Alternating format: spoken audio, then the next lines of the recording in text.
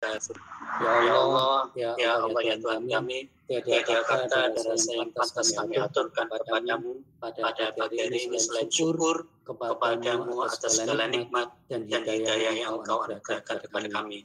Sehingga kami bisa hadir di acara pagi hari ini untuk mengikuti serangkaian acara workshop pendidikan.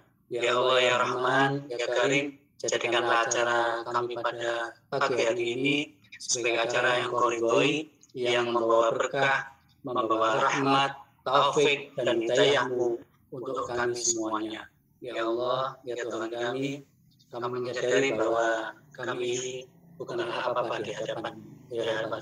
Subhana rabbika rabbil izzati amma yasifun, wa salamun alal mursalin, walhamdulillahi rabbil alamin.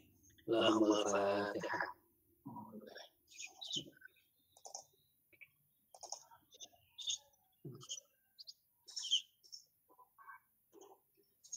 Terima kasih. Wassalamualaikum warahmatullahi wabarakatuh. Waalaikumsalam warahmatullahi wabarakatuh.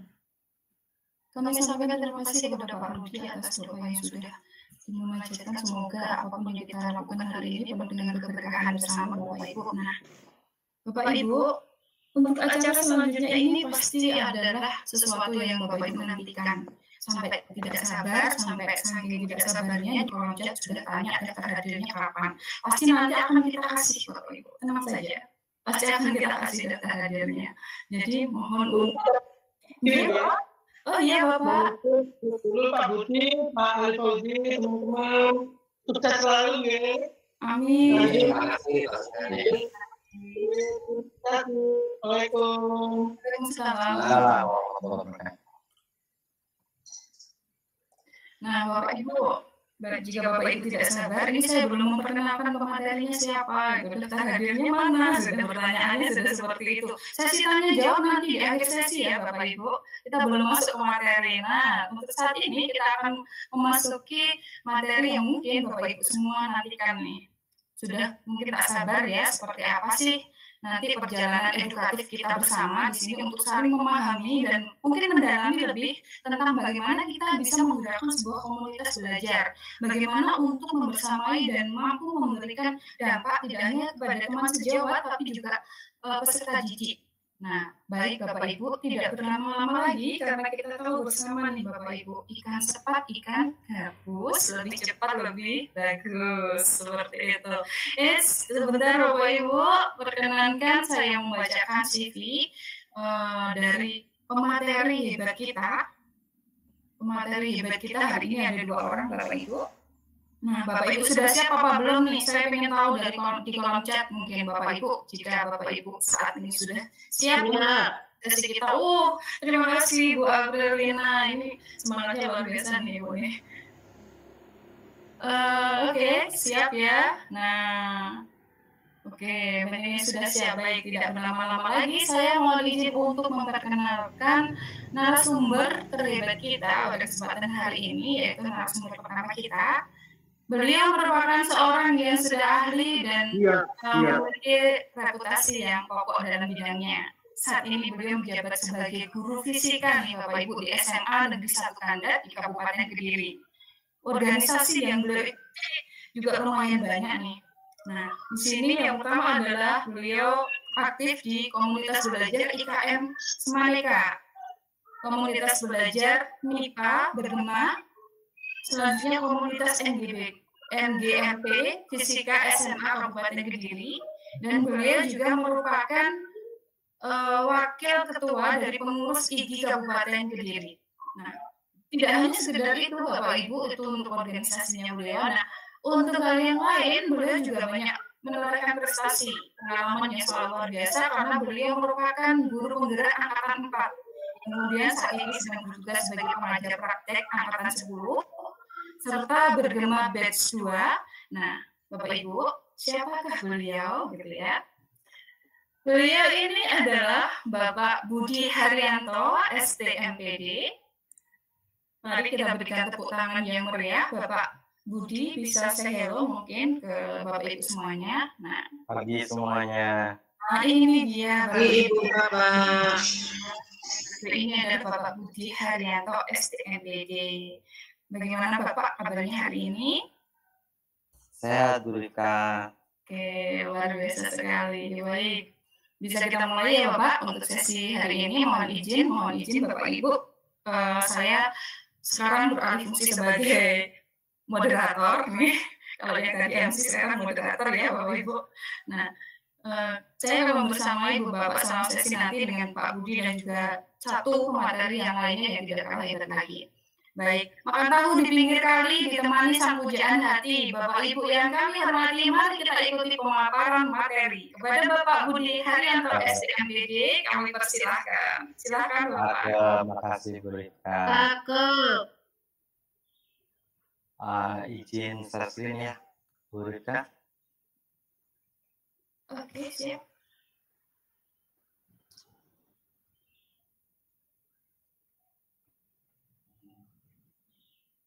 Sudah terlihat, Bapak Ibu? Oke, sudah terlihat Bapak. Sudah, Pak. Oke.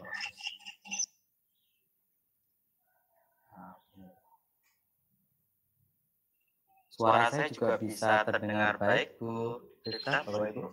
Baik, Sudah, bagus. Terima kasih. Baik, Assalamualaikum warahmatullahi wabarakatuh. Waalaikumsalam warahmatullahi wabarakatuh. Baik, Bapak Ibu, Bu Rika. Selamat pagi semuanya. Saya mau mengawali dengan pantun seperti yang Bu Rika tadi. Seperti biasa nanti bisa minta caknya Bapak Ibu. Makanlah makan yang bergizi. Lalu berolahraga hingga keringat bercucuran. Manfaatkan Kombel untuk inovasi. Semua kendala pasti terpecahkan. Oke, makasih Bapak-Ibu sekalian. Baiklah, perkenalkan saya Budi Haryanto. Saya sekarang aktif mengajar di SMA Negeri 1 Kandat, Kabupaten Kediri. Dan saat ini selama 6 bulan ke depan saya membantu GTK Kemendikbud dan BLDC dalam komunitas penggerak komunitas berjemaah. Yang salah satu aktivitasnya adalah mengimbaskan dan dukungan baik terkait dengan komunitas belajar, dengan PMM ataupun yang lain. Karena itu Bapak Ibu sekalian ikuti terus, insya Allah bulan depan akan ada sharing lagi, diskusi lagi tentang hal yang terbaru. Baiklah, pada kesempatan ini kita mengenal dulu lah apa itu komunitas belajar. Saya yakin ini bukan sesuatu yang baru, bukan hal yang asing, dan saya yakin Bapak Ibu guru yang hadir di sini pun terlibat atau di dalam kombelnya masing-masing. Saya turunkan lagi. Nah, apa itu komunitas belajar? Apa itu komunitas belajar? Nanti kita sambil belajar, sambil sharing. Tujuannya adalah untuk bisa mengecek ya, apakah komunitas belajar yang saat ini kita ikuti itu sudah sesuai dengan harapan. Apakah komunitas belajar yang sudah berjalan ini memberikan manfaat bagi rekan sejawat? Apakah dalam komunitas belajar itu sudah ada kolaborasi? Dan yang penting lagi, apakah dengan komunitas belajar itu ilmunya bisa berdampak pada murid? Bapak Ibu sekalian, saya akan menyampaikan materi komunitas belajar ini melalui atau dengan 3 menu ya. Jadi menu yang pertama, apa itu komunitas belajar? dilanjut dengan jenis-jenis komunitas belajar, dan yang terakhir apa fokus dari komunitas belajar. Nah, nanti saya berharap Bapak Ibu yang hadir di sini bisa biar webinar kita ini interaktif gitu. Nanti masing-masing menu saya akan berikan kuis ya, kuis benar salah, dan saya mohon untuk bisa memberikan atau menuliskan jawabannya di kolom chat. Siap ya Bapak Ibu? Pastinya siap ya Bapak Ibu, ini ada kuis. Apa itu komunitas belajar? Nah, ini saya mulainya. Baik, ini ada kuis benar atau salah, cukup nanti bisa dijawab B atau S gitu ya. Komunitas belajar merupakan sekelompok guru dan tenaga pendidikan yang berkumpul bersama untuk membahas hal-hal tertentu. Silahkan responnya di betul, salah. Lagi ini, betul, benar.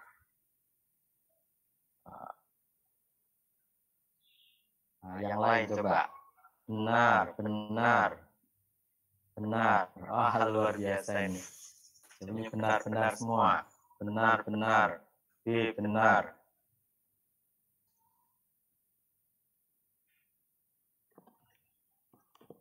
Luar biasa. Baik, terima kasih responnya Bapak Ibu sekalian. Kita stop dulu chatnya. Sekarang kita bahas. Apakah benar atau salah? Nah, ini dia jawabannya adalah salah Bapak Ibu. Jadi komunitas belajar itu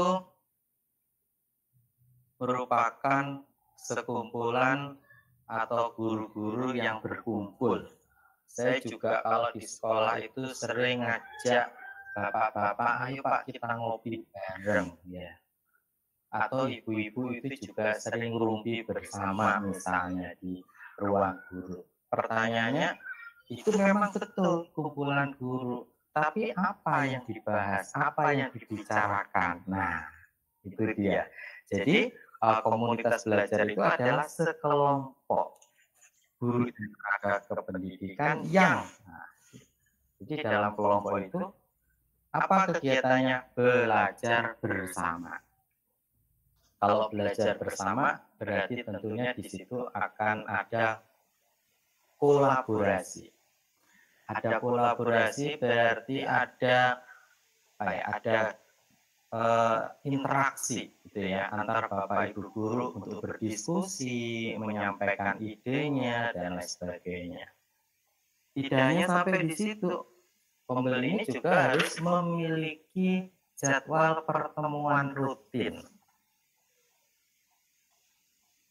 Nanti begini, kalau misalnya sudah ada pembel, kemudian ini, kita nanti pertemuannya nunggu aja ya. Kalau ada momen-momen penting, kalau ada materi-materi yang dibutuhkan, kita kumpul saja ya dalam pembel.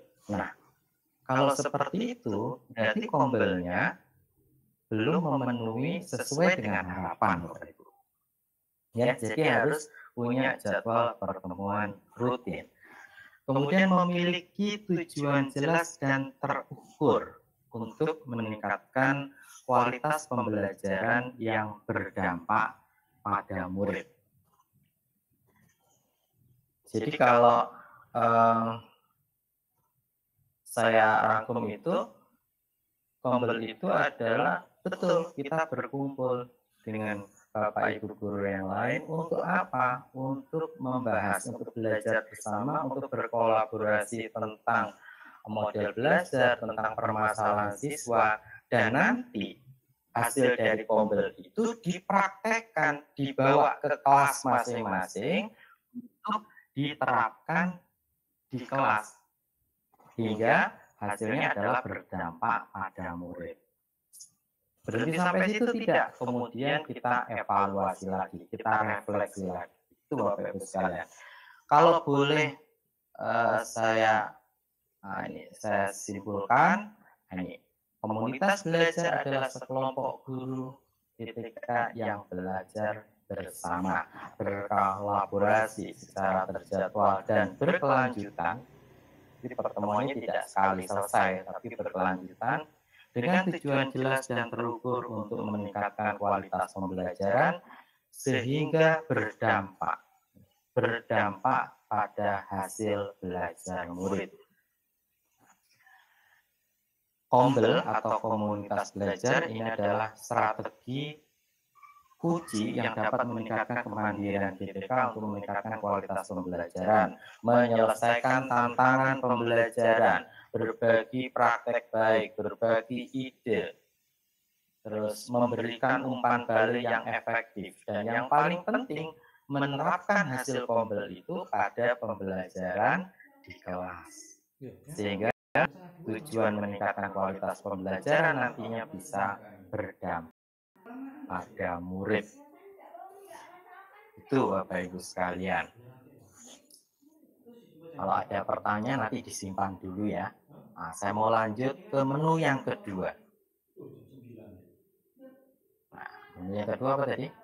Jenis komunitas belajar. Saya mulai dengan kuis jawaban singkat. Coba Bapak Ibu tuliskan, pengetahuan Bapak Ibu, ada berapa jenis kombel dan bisa disebutkan. Silahkan dituliskan di kolom chat Bapak Ibu.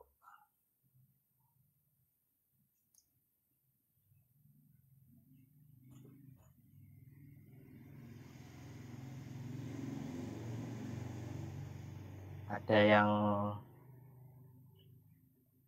bisa, suara saya masih terdengar ya Bu Rika?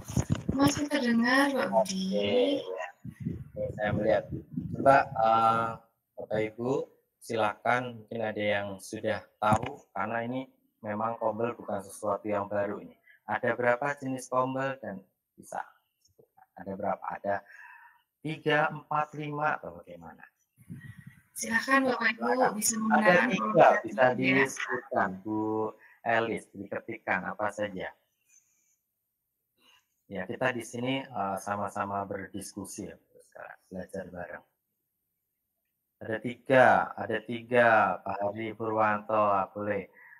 Kombel dalam sekolah, oke, bagus sekali. Ada 3 tadi Bu Elis, berarti yang 2 apa ini? Dalam sekolah dan antar sekolah, betul sekali Bu Desi Warni. Kemudian kombel antar sekolah, kombel dalam sekolah, antar sekolah, dan kombel daring ya. Wah, luar biasa nih Pak hari ini. Pak Hari Purwanto ini wakil kurikulum ini. Komunitas belajar antar guru, siswa, dan antar sekolah. Oke, baik. Terima kasih responnya, bagus sekalian. Kita stop dulu chatnya. Kita lihat. Nah, ini dia. Jenis komunitas belajar. Jadi benar sekali yang disampaikan oleh Bapak Ibu. Dan sesuai prediksi saya, ini bukan hal yang asing. Bapak Ibu pasti sudah mengenal ya. Jadi ada 3, ada dalam sekolah, antar sekolah, dan daring. Kalau dalam sekolah itu di sini terdiri atas sekelompok guru mapel atau guru kelas atau lintas mapel. Gitu. Di dalam sekolah ini, di dalam kombel di dalam sekolah ini ada tadi yang serumpun, mapelnya sama, bisa juga dengan lintas mapel. Biasanya yang dibicarakan, yang didiskusikan itu adalah tentang model-model pembelajaran, kemudian berbagi praktek baik. Gitu.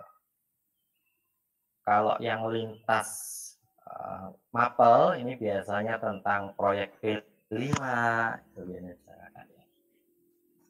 itu kombel dalam sekolah. Kalau kombel antar sekolah, ini yang seperti kita tahu dan sudah ada sebetulnya, seperti MGMP, kemudian KKG, MKKS, itu termasuk kombel antar sekolah. Jadi lingkupnya lebih luas.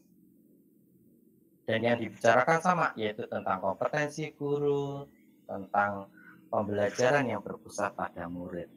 Kemudian yang ketiga adalah kombel daring, yang ini ada di PMM. Nah, tentang kombel daring dalam PMM ini memang untuk terdaftar dalam PMM itu minimal ada persyaratan, yaitu aksi nyata untuk Merdeka Belajar harus tuntas, kemudian perencanaan pembelajaran ini juga harus tuntas aksi nyatanya sehingga bisa terdaftar di PMM, kombel daring. Ini area sekumnya biar bisa lebih luas lagi. Nah, ada yang menggelitik tentang kombel daring. Ini coba, ini ada pertanyaan. Ya, kuis benar atau salah, semua kombel apakah wajib didaftarkan di PMM agar semua bisa terdata, bisa saling belajar, dan berbagi satu sama lain? Silakan, Bapak Ibu bisa memberikan jawabannya di kolom chat, Bapak Ibu. Apakah wajib ya harus didaftarkan di PMM? Ini sering kali menjadi pertanyaan.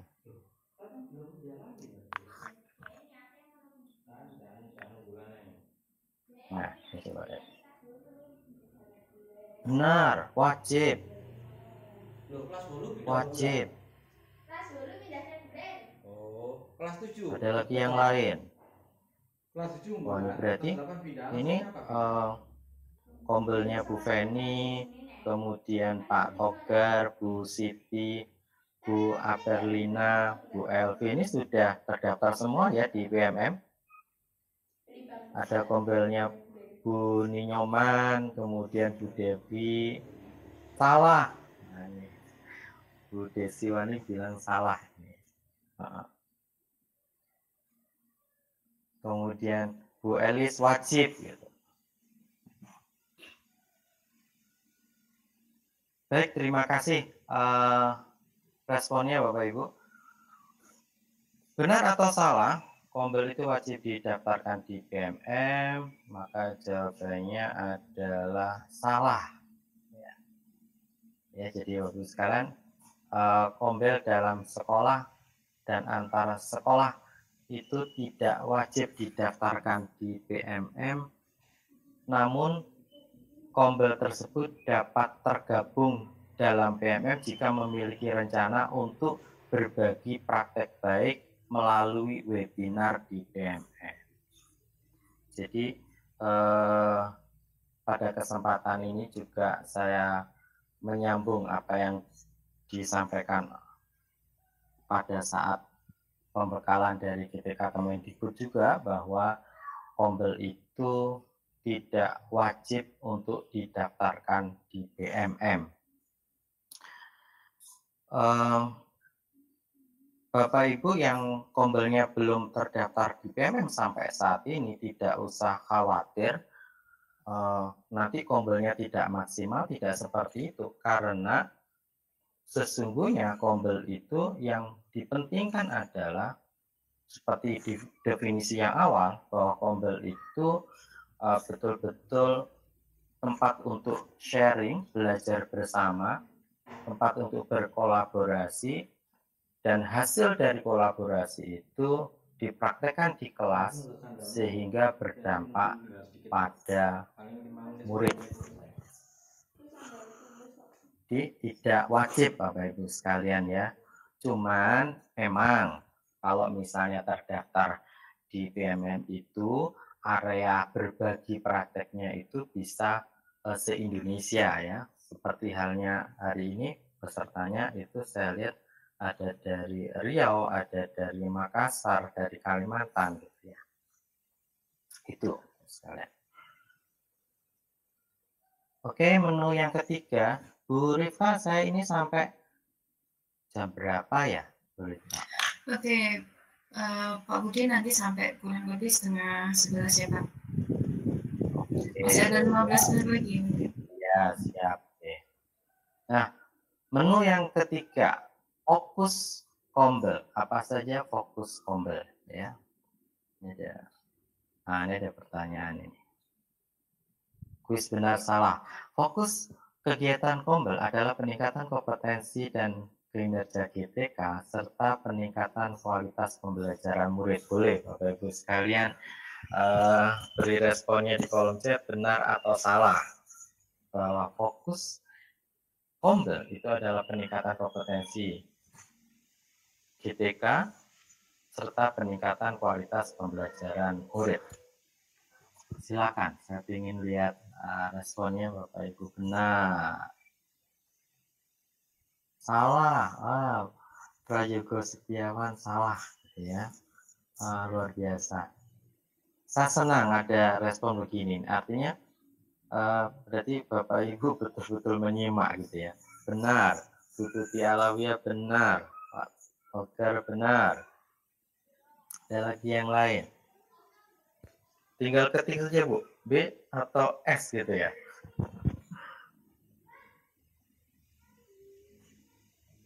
Benar katanya gitu. Ya. Benar. Oke, wah, luar biasa. Ini apa? Peserta webinarnya luar biasa nih Bu Rifka. Benar. Udah pintar semua ini.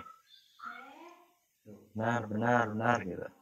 Oke, terima kasih responnya. Kita stop dulu chatnya. 10 menit. Oke, nah saya juga beri batasan waktu.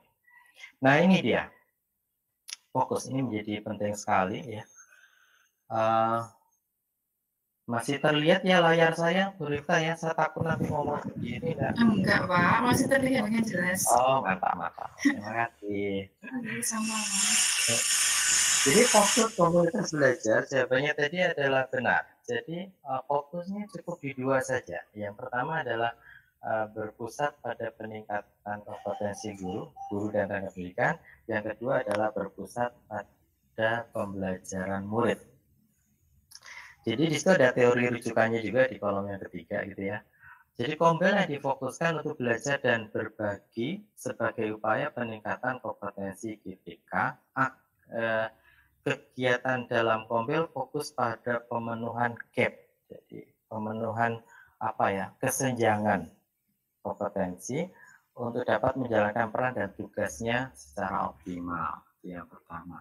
Yang kedua adalah berpusat pada pembelajaran murid. Ini sudah otomatis di awal tadi saya sampaikan, fokus pada pembelajaran murid.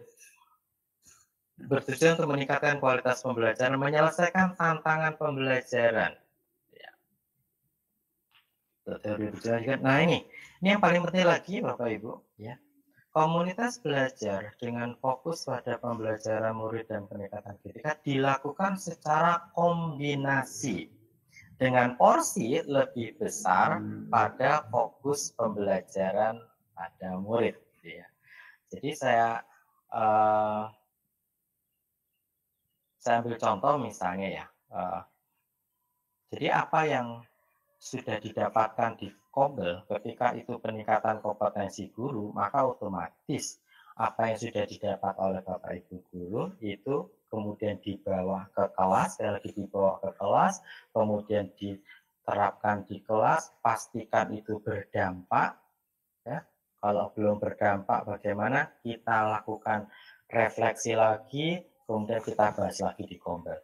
Jadi Kombel itu berkelanjutan Bapak Ibu sekalian, tidak sekali selesai. Kita seringkali ada banyak webinar ya. Webinar itu kan misalnya belajar Canva gitu ya, 2 kali pertemuan selesai. Maka Kombel tidak seperti itu. Jadi materinya berkelanjutan. Apa yang sudah dipelajari, sesudah dipraktekkan di kelas, kemudian direfleksi lagi, kemudian diperbaiki dan terus seperti itu.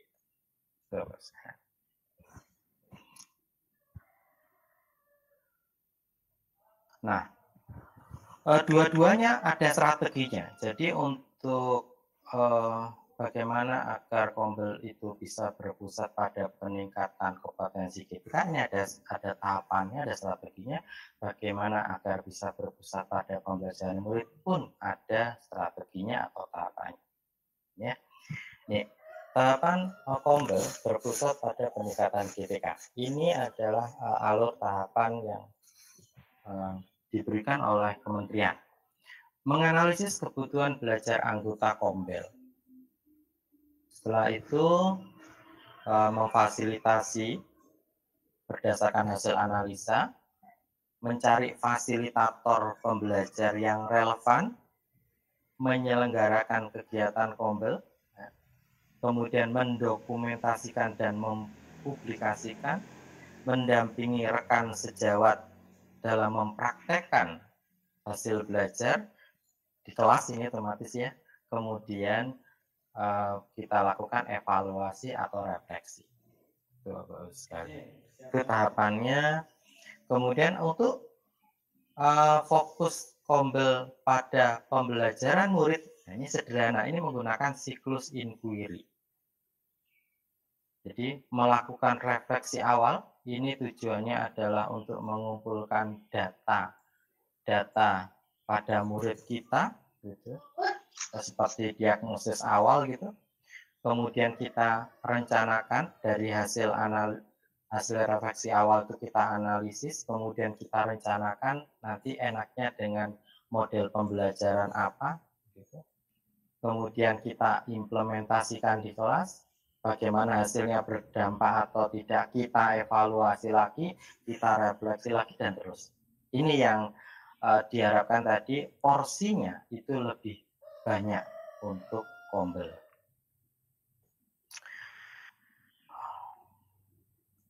Itu menu belajar, komunitas belajar yang bisa saya sharingkan. Dan ini yang tambahan ini sebetulnya, ketika Kombelnya Bapak Ibu itu sudah terdaftar di daring di PMM, nah ini aturan dari PLPT dari kementerian juga. Pertama ini ada agendakan webinar di PMM paling lambat 3 kali 24 jam sebelum acara. Ini kalau mau mendaftarkan Kombelnya di PMM mau mengadakan webinar. Kemudian tuliskan hal yang penting. Ini deskripsi biasanya atau ini bagi teman-teman yang mau webinar di PMM harus menuliskan deskripsi. Pastikan memiliki narasumber. Kemudian berikan informasi pembatalan webinar jika harus dibatalkan. Fokus pada materi berbagi praktek baik atau pengalaman. Kemudian banyak ini. Memberikan informasi kontak narahubung, kemudian hari ini pesertanya Bu Rifka berapa ya yang terdaftar kemarin ya? Di ini ya, ada sekitar berapa Bu Rifka? 290 atau berapa ya? Iya, kurang lebih sekitar 300. Tapi yang di YouTube ini 100 ya? Benar. Nah, yang sehingga di Google Meet ini 100, tapi mungkin yang di YouTube lebih banyak. Selebihnya itu kita udah siapkan di YouTube. Tuliskan nama kanal YouTube yang mau digunakan untuk siaran, berikan sertifikat, gunakan akun Zoom Meet yang terpercaya, kemudian jadwalnya sudah benar, pastikan itu. Ini hal-hal yang perlu dihindari. Membuat ketentuan mengikuti webinar di luar informasi pada kolom deskripsi. Jadi kolom deskripsi sama dengan prakteknya nanti pada saat webinar. Ini mengenakan biaya ke peserta untuk mengadakan webinar. Ini dihindari Bapak Ibu sekalian ya. Nah, ini mempublikasikan webinar, sudah buat flyernya, tapi ternyata di hari H tidak ada kegiatannya. Ini ngeprank loh sekalian, ini juga nggak boleh. Kemudian membuat syarat yang mempersulit peserta mengikuti webinar. Nah, ini mohon teman-teman Kombel bisa mempermudah peserta mengikuti webinar. Kemudian mempublikasikan kegiatan Kombel yang diadakan secara luring bukan daring. Jadi kalau memang luring ya luring, artinya tidak perlu luring itu kemudian dijadikan materi saat daring itu maksudnya. Nah ini masih ada Ya, sampai dengan kapan ya, minggu yang lalu saya masih menemui ini mengadakan kombel pada jam sampai jam 10 malam ke atas. Berjual beli pasar. Ini terakhir saya dapat titipan pesan dari